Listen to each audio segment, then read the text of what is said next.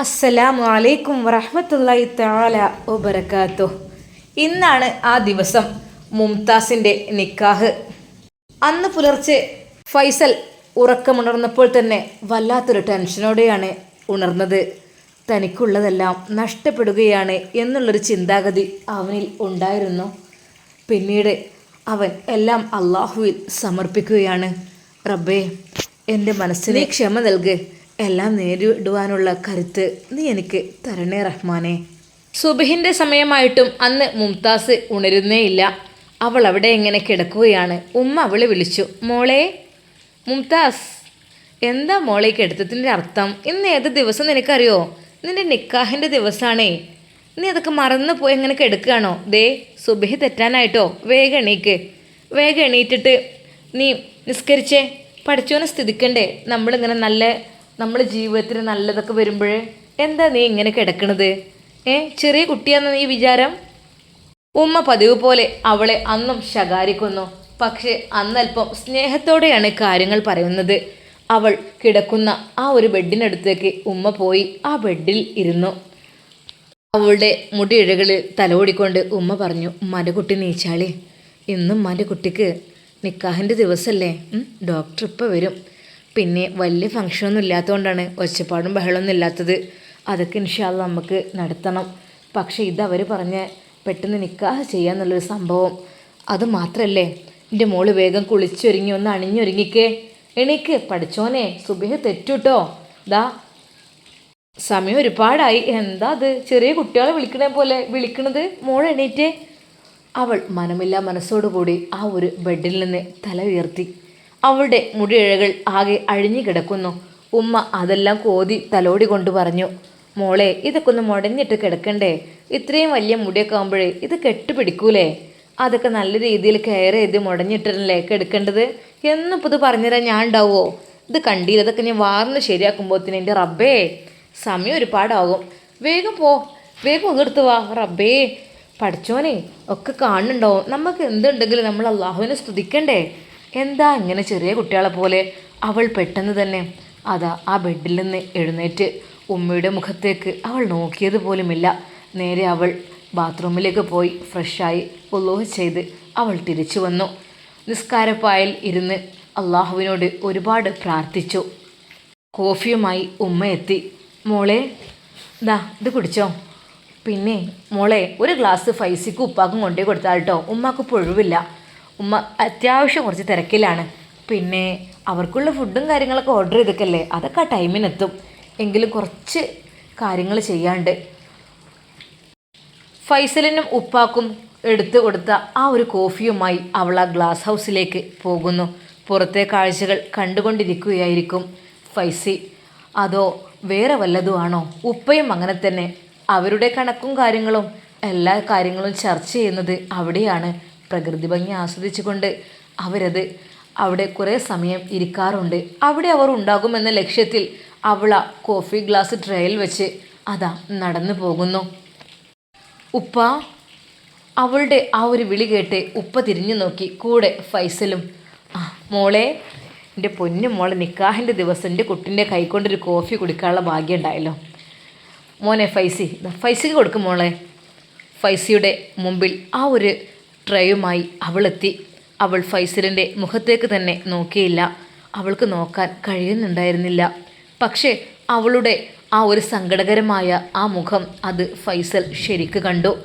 അവൻ ആ coffee glass എടുക്കുമ്പോൾ അവളുടെ കവിളിൽ നിന്ന് ഒരു കണ്ണുനീരുറ്റി അത് കവിളിലൂടെ ഒലിച്ചിറങ്ങുന്നത് അവൻ കണ്ടു. അതവൻ്റെ ഹൃദയത്തിലാണ് കൊണ്ടത്. അവൻ്റെ മനസ്സ് വല്ലാതെ അങ്ങ് വേദനിച്ചു. ആ കോഫി ഗ്ലാസ് എടുത്ത് ചുണ്ടോടടുപ്പിക്കുമ്പോൾ അവൻ വീണ്ടും അവളുടെ മുഖത്തേക്ക് തന്നെ നോക്കി. അവളുടെ നിറഞ്ഞ മിഴികൾ അവൻ കണ്ടു ശരിക്കും. പക്ഷേ ഉപ്പ ഒരിക്കലും അത് കാണരുത് എന്ന നിർബന്ധം ഉള്ളത് കൊണ്ട് തന്നെ അവൾ അവളുടെ ഷാള് കൊണ്ട് പതുക്കെ ആ കണ്ണ് തുടച്ചു. ഉപ്പ കാണാതെ. മോള് എന്നാ ഒരുങ്ങിക്കോ. എന്താപ്പോ സമയം ഒരുപാടായല്ലോ. വേഗം ചെല്ലേ. അവരിപ്പോൾ നിർത്തും. ഉപ്പ കോഫി കുടിച്ചോളൂ. ഗ്ലാസ്സുമായിട്ട് ഞാൻ പോയിക്കളാം. അല്ല മോളെ, അത് ഞാൻ കൊണ്ടുവരാം. മോള് പോയിക്കോ. വേണ്ടുപ്പാ. ഉപ്പയുടെ കൂടെ ഇത്രയധികം സ്വാതന്ത്ര്യത്തിൽ നിൽക്കുവാനിരിക്കാനൊന്നും ഇനി എനിക്ക് പറ്റുമോ? എനിക്ക് മറ്റൊരു അവകാശം വരില്ലേ? ഇനി അവർ പറയുമ്പോഴല്ലേ എൻ്റെ കാര്യങ്ങൾ. മുംതാസ് തേങ്ങി. എന്താ ഉപ്പാൻ്റെ കുട്ടി ഇങ്ങനെ? ഉപ്പാൻ്റെ കുട്ടിയുടെ സന്തോഷമില്ല ഉപ്പാക്ക് ആവശ്യമുള്ളത്. കരയാതിരിക്കൂ എൻ്റെ മോളെ. അവൾ കണ്ണുനീർ തുടച്ചു. ഉപ്പ, എൻ്റെ ഉപ്പാക്കും ഉമ്മാക്കും സന്തോഷം ഉണ്ടായാൽ മതി, എനിക്ക് അതാണ് ഇഷ്ടം. വിതുമ്പിക്കൊണ്ട് അവളത് പറയുന്നത് ഫൈസൽ ശ്രദ്ധിച്ചു. ഫൈസലിൻ്റെ കണ്ണുകൾ നിറഞ്ഞിരുന്നു. അവൻ കോഫി കുടിച്ച് ആ ഗ്ലാസ് തിരിച്ച് ട്രേയിൽ വെച്ചു. ഉപ്പയും ഫൈസൽ പറഞ്ഞു, ഞാൻ കൊണ്ടുപോയി കൊടുത്തോളാം, ഇത് നിങ്ങൾ സംസാരിച്ചോളൂ ഉപ്പയും മോളും. വേണ്ട, അവൾ പറഞ്ഞു. വേണ്ട, ഞാൻ കൊണ്ടുപോയിക്കോളാം. അവൾ ആ ട്രേ എടുത്ത് തിരിഞ്ഞു നടക്കുമ്പോൾ ഫൈസൽ അവൾ നടക്കുന്നത് നോക്കി നിന്നു.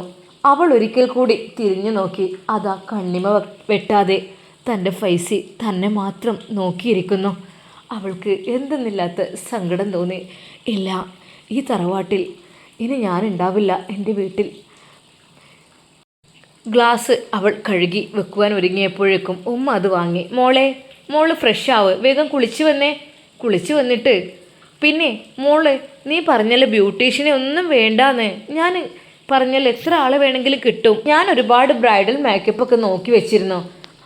ഉമ്മ, എന്തിന്? അല്ല മോളെ, എന്തൊക്കെ തന്നെയാൽ നിക്കാഹ് ദിവസം ഒന്ന് അണിഞ്ഞൊരുങ്ങണ്ടേ? അണിഞ്ഞൊരുങ്ങാഞ്ഞാലിപ്പോൾ എന്തിനാ നല്ലത്? അവരെങ്ങനെയെന്ന് വെച്ചാൽ എൻ്റെ മോളെ മാറ്റിയെടുക്കുമല്ലോ. ഉമ്മ, എൻ്റെ മുഖം അല്ലെങ്കിൽ രസമല്ലേ? ഞാൻ എത്ര സൗന്ദര്യം ഇല്ലാത്തവളാണോ? മോളെ അതല്ല, എന്നാൽ ഇപ്പോൾ ബ്രൈഡൽ മേക്കപ്പ് എന്നൊക്കെ പറഞ്ഞാൽ ഇപ്പോൾ ട്രെൻഡിങ് അല്ലേ? എല്ലാ മണവാട്ടികളും നല്ല അത്യധികം സുന്ദരികളായിട്ടല്ലേ ബ്യൂട്ടി പാർലറിൽ നിന്ന് ഇറങ്ങണത്, അല്ലെങ്കിൽ വീട്ടിൽ വന്ന് അവൾ മേക്കപ്പ് ചെയ്യുന്നു, അങ്ങനെയൊക്കെ അല്ലേ? എന്താ മോളതൊന്നും വേണ്ടെന്ന് പറഞ്ഞത്? ഉമ്മ, അതിൻ്റെ ഒന്നും ആവശ്യമില്ല. അവരെന്നെ അങ്ങനെയല്ലേ കണ്ടത്, ആ രീതിയിൽ തന്നെ ഞാൻ നിന്നോളാം, അതൊന്നും കുഴപ്പമില്ല. മോളെ, അവർ നിക്കാഹിന് വേണ്ടി വരുമ്പോൾ മോളെ കാണുമ്പോഴേ അപ്പോൾ എടുത്ത ആഭരണങ്ങളൊക്കെ അതൊക്കെ.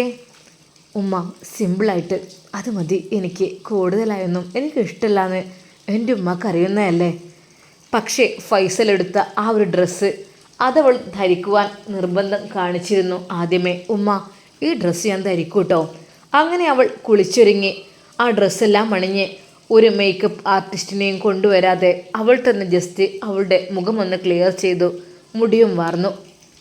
പക്ഷേ ആ ഡ്രസ്സ് ഇട്ടപ്പോൾ തന്നെ അവൾ വളരെയധികം മനോഹരിയായിരുന്നു. ഉമ്മ വിചാരിച്ചു, ഈ പെണ്ണിന് ഒരു മേക്കപ്പിൻ്റെ ആവശ്യമില്ല കേട്ടോ, ഇല്ലെങ്കിൽ എൻ്റെ കുട്ടി സുന്ദരിയാ, മാഷാ അല്ലാ എന്ന് പറഞ്ഞുകൊണ്ട് മുംതാസിൻ്റെ കവിളിൽ ഉമ്മ നുള്ളുന്നു. മുഖത്ത് ചെറിയൊരു പുഞ്ചിരി വരുത്തി. ഉപ്പയും അങ്ങോട്ട് കടന്നു വന്നു. തൻ്റെ പ്രിയപ്പെട്ട മകൾ നിക്കാഹിന് വേണ്ടി അണിഞ്ഞൊരിഞ്ഞിരിക്കുന്നു. മോളെ, അപ്പോൾ മോള് ആരെയും ഏൽപ്പിക്കേണ്ട എന്തിനാ പറഞ്ഞത്? ആരെങ്കിലും വന്ന് ഉപ്പ ഇത് പോരെ എനിക്ക്? ഫൈസൽ എടുത്ത ഡ്രസ്സല്ലേ, ഒന്ന് ജസ്റ്റ് അവനെ ഒന്ന് വിളിച്ച് കാണിച്ചു കൊടുക്കാം. മോനെ ഫൈസി എന്ന് ഉപ്പ ഫോണിലൂടെ വിളിച്ചപ്പോഴേക്കും അവൻ അങ്ങോട്ടെത്തി. എന്തോ ഉപ്പ? മുംതാസ് അണിഞ്ഞൊരുങ്ങി നിൽക്കുന്നു. ആ ഒരു കാഴ്ച കണ്ട് അവൻ്റെ നെഞ്ച് പൊട്ടിപ്പോയി. ഇല്ല, എനിക്കായിട്ട് ഒന്നുമില്ല ദുനിയാവിൽ, എല്ലാം എനിക്ക് നഷ്ടപ്പെടുകയാണ്, എന്തെന്നറിയില്ല. അവൻ്റെ മുഖത്ത് പുഞ്ചിരി ഉണ്ടാകുന്നതിന് പകരം അവൻ്റെ കണ്ണിൽ നിന്നൊരു തുള്ളി കണ്ണുനീരാണ് ഉറ്റിയത്. വെറുതെ ചിരി വരുത്തി. അടിപൊളിയായിട്ടുണ്ട് മുംതാസ്, സൂപ്പറായിട്ടുണ്ട്. നീ പറഞ്ഞത് കേട്ടില്ലേ, എല്ലാം അടിപൊളിയായിട്ടുണ്ട് കേട്ടോ. കുറച്ച് സമയത്തിന് ശേഷം അതാ വലിയൊരു ആഡംബരക്കാർ അവരുടെ ഫ്ലാറ്റിന് മുമ്പിൽ വന്നു നിൽക്കുന്നു. ആ ഒരു കാഴ്ച മുകളിൽ നിന്ന് കണ്ട മുംതാസ് ഒരു നിമിഷം ഞെട്ടിപ്പോയി. എൻ്റെ റബ്ബേ, എനിക്കൊന്ന് പൊട്ടിക്കരയണം, ഞാൻ എന്താ ചെയ്യുക? ഇല്ല, കഴിഞ്ഞു, എൻ്റെ സ്വാതന്ത്ര്യമെല്ലാം കഴിഞ്ഞു.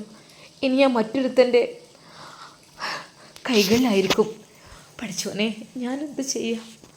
ഫൈസി എന്നുറക്കെ വിളിക്കണമെന്ന് അവൾക്ക് തോന്നി. അവൾ വിചാരിച്ചു, വേണ്ട, എന്തിന്? എൻ്റെ ഉമ്മയും ഉപ്പയും വിഷമിപ്പിക്കാൻ ഇനി എനിക്കാവില്ല. ഞാൻ അവർക്ക് വേണ്ടി ഡോക്ടറെ നിക്കാഹ് ചെയ്യാണ്. ആ വലിയൊരു ആഡംബര കാറിൽ നിന്ന് സുന്ദരനായ ഒരു യുവാവും കുറച്ച് ആളുകളും അതാ ഇറങ്ങി ആ ഒരു റിസോർട്ടിൻ്റെ ഉള്ളിലേക്ക് കടക്കുവാൻ വേണ്ടി ശ്രമിക്കുന്നു. അപ്പോഴേക്കും ഉപ്പയും ഫൈസലിനെയും കൂട്ടി അവിടെ എത്തിയിരുന്നു. അവരെ സ്വീകരിക്കാൻ വേണ്ടിയിട്ട് ജസ്റ്റ് ഒരു ബൊക്ക, ഒരു പൂമാല മാത്രം ജസ്റ്റ് ഒന്ന് ഫൈസി മോനെ സ്വീകരിക്കണം കേട്ടോ, കൈ കൊടുത്ത് സ്വീകരിക്കണം, നിന്റെ അളിയനാണ് കേട്ടോ. മനസ്സിനുള്ളിൽ ഒരു പിടി വിങ്ങലുകളുണ്ടെങ്കിലും അത് പുറത്ത് കാണിക്കാതെ ഫൈസൽ അതാ ആ പിതാവിൻ്റെ പിന്നിലായിട്ട് നടക്കുന്നു. ആഡംബരക്കാരിൽ നിന്ന് ഇറങ്ങിയ സുന്ദരനായ മണവാളൻ ചെക്കൻ.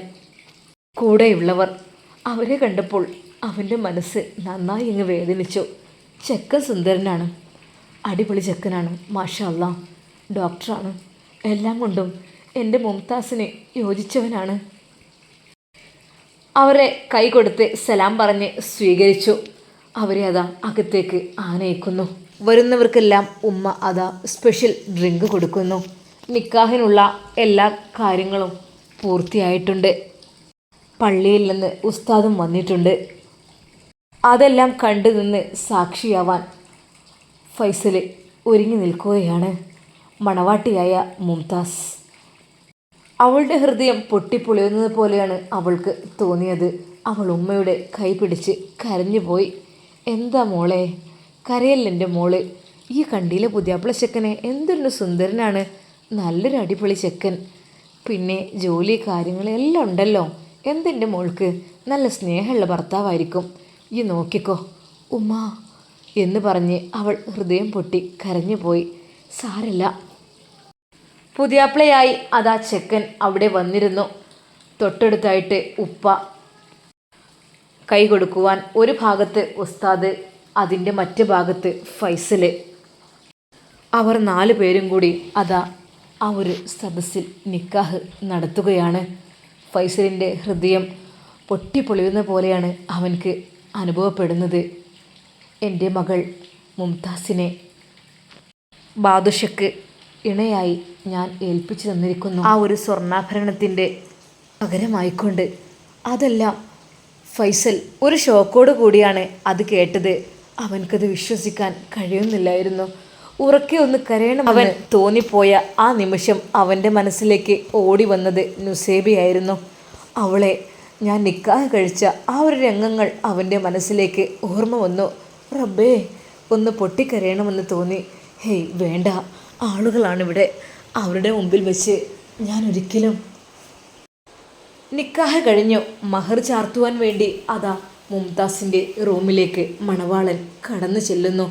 ഒരു നിമിഷം ഫൈസലിന് തോന്നിപ്പോയി, നോ, അവളെ എനിക്കുള്ളതാണ്, പ്ലീസ് അവളെ നിങ്ങൾ മഹർ ചാർത്തരുത്.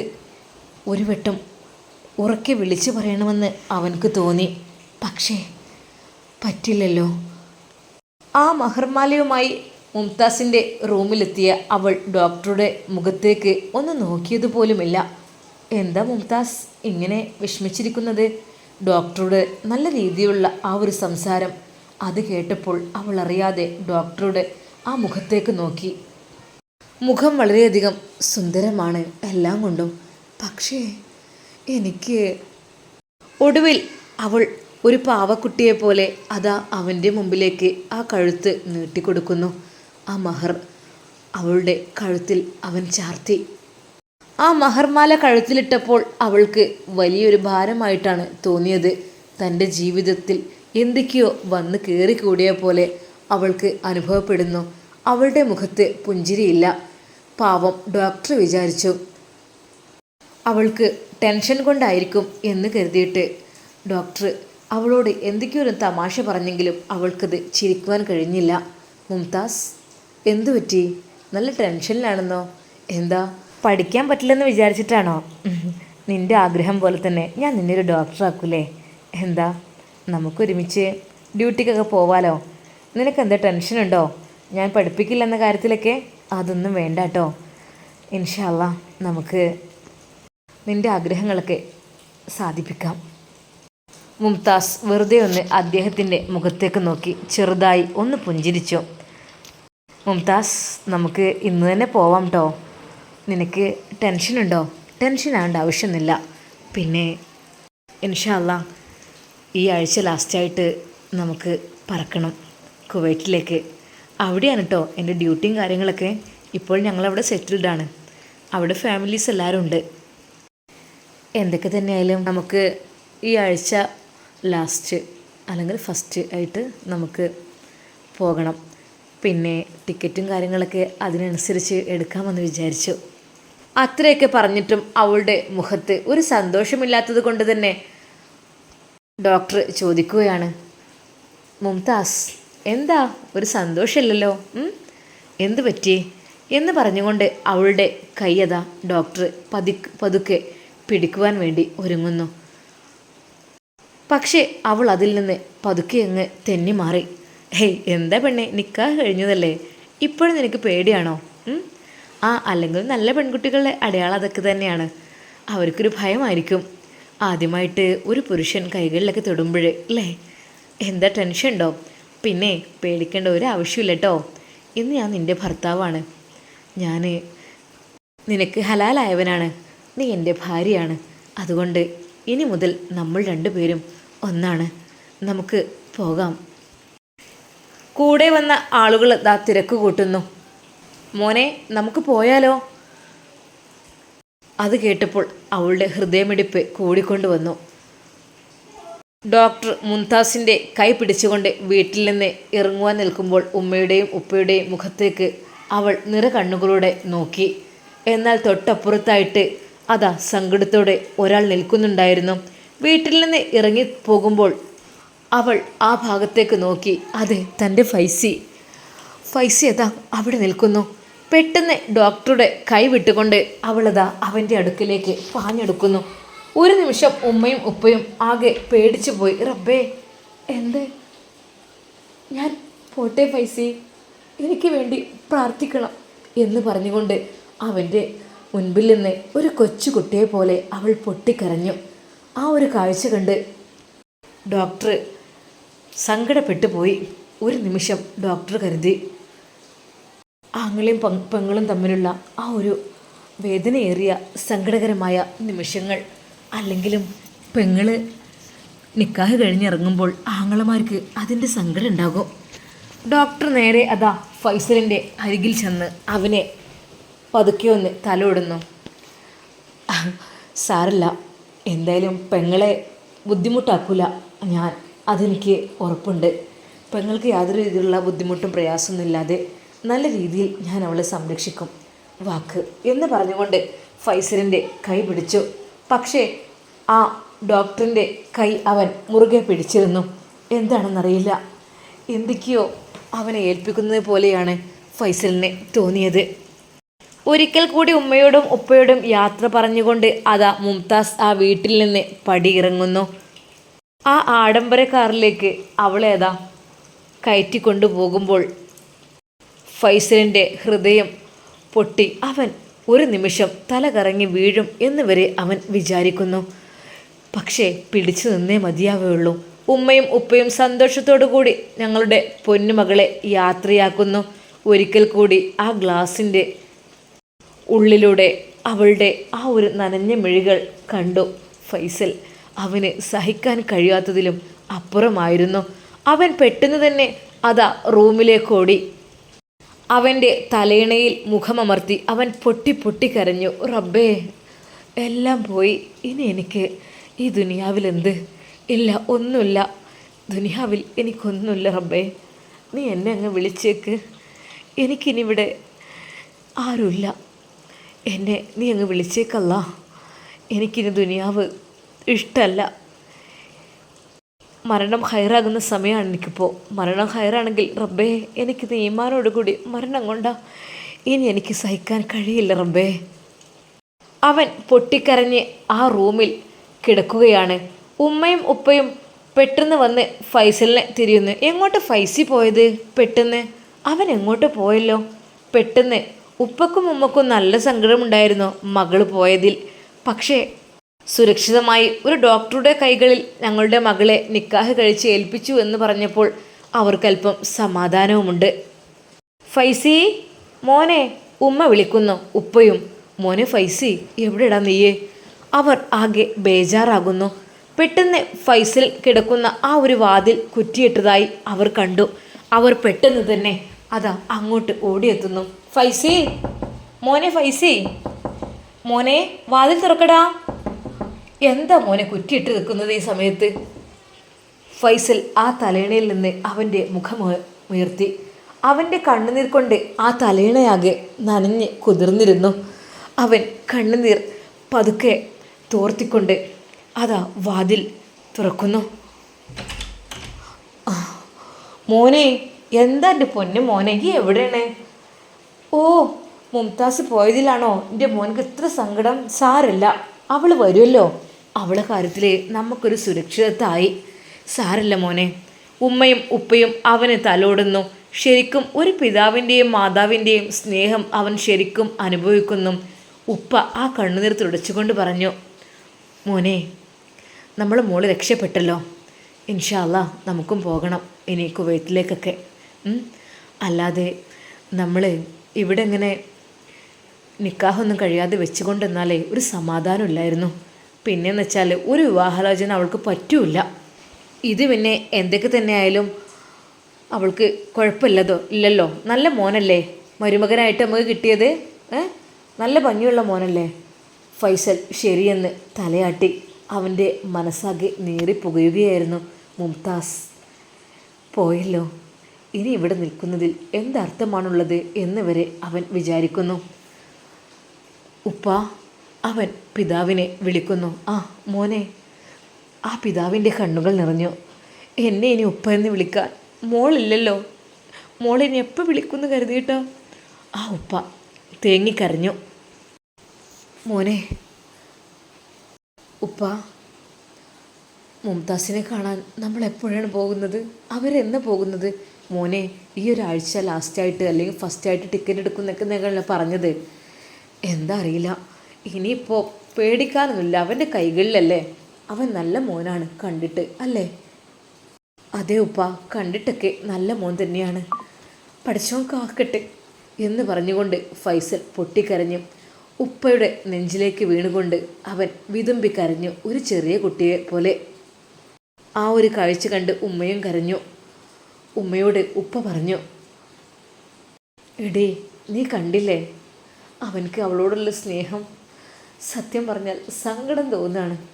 ഒരു നിമിഷം ഉമ്മക്കും അത് തോന്നി. പാവം, എൻ്റെ കുട്ടിയെ ഞാൻ വെറുതെ എന്തിനൊക്കെയോ തെറ്റിദ്ധരിച്ചു. ഒരു ആങ്ങളിയുടെ സ്ഥാനത്ത് നിന്നുകൊണ്ട് അവൻ ആ നിക്കാഹിൽ പങ്കുചേർന്നു. അതെല്ലാം നടത്തി കൊടുത്തു. മോനെ ഫൈസി, എൻ്റെ കുട്ടി വിഷമിക്കണ്ട കേട്ടോ. മോൻ കല്യാണം കഴിച്ച പെണ്ണിനെ അവളെ ഇങ്ങോട്ട് കൊണ്ടുവരാട്ടോ. ഇവിടെ നിന്നിട്ട് നിങ്ങൾക്ക് 2 പേർക്കും സുഖമായി ജീവിക്കാം. മോൻ്റെ ഉമ്മയും ഉപ്പയും തന്നെയാണ് ഞങ്ങൾ കേട്ടോ. അവളെ കൊണ്ടുവരണം എവിടെയെന്ന് വെച്ചാൽ. ഉമ്മയുടെ ആ ഒരു വാക്ക് കേട്ടപ്പോൾ ഫൈസലിന് എന്ത് പറയണം എന്നായിപ്പോയി. ഉമ്മ, ഇല്ല. എന്തില്ല മോനെ? അപ്പോൾ ഇല്ലമ്മ, എനിക്ക് ആരുമില്ല. മോനെ, നീ എന്ത് പറയുന്നത്? അപ്പം നീ കല്യാണം കഴിച്ചതല്ലേ? അല്ല ഉമ്മ, എനിക്കിപ്പോൾ ആരുമില്ല. കല്യാണം കഴിച്ചതായിരുന്നു, ഇപ്പം ആരുമില്ല എനിക്ക്. ഫൈസലിൻ്റെ സങ്കടം നിറഞ്ഞ ആ ഒരു വാക്കുകൾ കേട്ട് ഉമ്മ ഒരു നിമിഷം ഞെട്ടിപ്പോയി. ഇക്ക, അവൻ പറയുന്നത് നിങ്ങൾ കേട്ടോ? അപ്പോൾ ആ മഹർ അത് അവളെനിക്ക് തിരിച്ചു തന്നതാണ്. ഒരു പെണ്ണിനെ ഞാൻ കല്യാണം കഴിച്ചിരുന്നു. പക്ഷേ എൻ്റെ നെറികോട് കൊണ്ട് അവളെ എൻ്റെ ഉമ്മ അവളുടെ വീട്ടിൽ കൊണ്ടാക്കി. നല്ല മോളായിരുന്നു. ഇപ്പോൾ എനിക്കാരുമില്ലമ്മ. സത്യമായിട്ടും എനിക്ക് ഭാര്യയില്ല. എൻ്റെ ജീവിതത്തിൽ ആരുമില്ല. ഫൈസലിൻ്റെ ആ ഒരു സങ്കടം നികത്തുവാൻ വേണ്ടി ആ ഉപ്പ അതിനു വേണ്ടി പുറപ്പെടുകയാണ്. എടി, ഫൈസലിനെ പറ്റിയൊരു പെണ്ണിനെ കണ്ടുപിടിക്കണം. എന്തായാലും വേണ്ടില്ല. അവൻ്റെ ഹൃദയം നുറുങ്ങുന്ന ആ വേദന കണ്ടില്ലേ? മുംതാസ് കൂടി പോയപ്പോൾ അവനാകെ വിഷമായിട്ടുണ്ട്. മോനെ ഫൈസി, എൻ്റെ കുട്ടി വിഷമിക്കാണ്ട കേട്ടോ. ഇൻഷാ അല്ലാ നല്ലൊരു ബന്ധം നമുക്ക് പെട്ടെന്ന് തന്നെ സെറ്റാക്കാം. അത് കേട്ടപ്പോൾ അവൻ പറയുന്നു, വേണ്ടപ്പാ, എനിക്ക് വേണ്ട. ഇനി എൻ്റെ മണിയറ ഖബറിടമായിരിക്കും.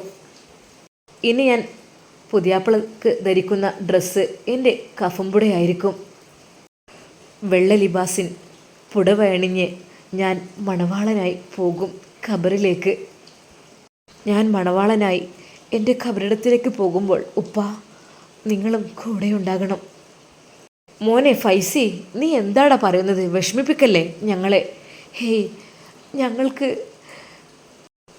അനുഭവിക്കേണ്ടി വന്ന ആ ഒരു വേദന, അതിന് പകരമായിട്ടാണ് മോനെ അള്ളാഹു ഞങ്ങൾക്ക് നൽകിയിട്ടുള്ളത്. ഇനി മോനെ ഞങ്ങളെ വേദനിപ്പിക്കല്ലേ. നീയെ നഷ്ടപ്പെട്ടൊരു കുഞ്ഞിന് പകരമായിട്ട് പടച്ച റബ്ബ് നിന്നെ തന്നു. ഒരു പിതാവ് ഒരു മകനെ സ്നേഹിക്കുന്നത് പോലെ മോനെ ഞാൻ നിന്നെ സ്നേഹിക്കുന്നു. ഒരിക്കലും നീ ഞങ്ങളെ വിട്ടു പോവരുത്. ദയവായി ഞങ്ങൾക്ക് നീയേ ഉള്ളടാ. ഒരിക്കലും മോൻ പോവരുത്. പഠിച്ചോ ഞങ്ങൾ കുട്ടിയെ കൊണ്ടുപോയി. ആ കുട്ടിക്ക് പകരം പഠിച്ചോ ഞങ്ങൾക്ക് ഒന്നിനെ തന്നതാണ് നീ. ഒരിക്കലും നീ അങ്ങനെയൊന്നും ചിന്തിക്കരുത്. ആ പിതാവ് കരഞ്ഞുകൊണ്ട് പറഞ്ഞു. ഇല്ല ഉപ്പ, പക്ഷേ എൻ്റെ മണിയറ, എൻ്റെ വിവാഹം, എൻ്റെ ആദ്യരാവ് അതെല്ലാം ഇനി ഖബറിടത്തിലായിരിക്കും. അല്ലാതെ ദുനിയാവിൽ എനിക്ക് ആഗ്രഹമില്ലപ്പ. ഇനിയൊരു കല്യാണം, ഇനിയൊരു ആദ്യരാത്രി, ഇനിയൊരു ഭാര്യയുമായുള്ള സംഗമം അതൊന്നും ഞാൻ ആഗ്രഹിക്കുന്നേയില്ല. ഇവിടെ നിന്ന് അതൊക്കെ ഇനി എനിക്ക് മരണത്തോടെ മതി. ആഖിറത്തിലേക്ക് പുറപ്പെടുമ്പോൾ എനിക്കൊരു മണവാളനായി ഇറങ്ങണം. അതെ, അന്ന് ഞാൻ ഒരു മണവാളനായിരിക്കും. എന്നെ സ്വീകരിക്കാൻ ആ ഖബറ് കാത്തിരിക്കുമ്പോൾ എന്നെ ഖബറിലേക്ക് വെച്ച് കഴിഞ്ഞാൽ ആ ഖബറ് എന്നെ ഇഷ്ടം കൊണ്ട് വാരിപ്പുണരും. അതെ, ഖബർ എന്നെ വല്ലാതെ അങ്ങ് എടുക്കും. അതിലെൻ്റെ വാരിയലുകൾ പൊട്ടിപ്പോവും. ഉപ്പ, ഇനി ഞാൻ അതാണ് ആഗ്രഹിക്കുന്നത്. അല്ലാതെ ദുനിയാവിലെത്തത് ഒന്നും എനിക്ക് ഇനി താല്പര്യമല്ല.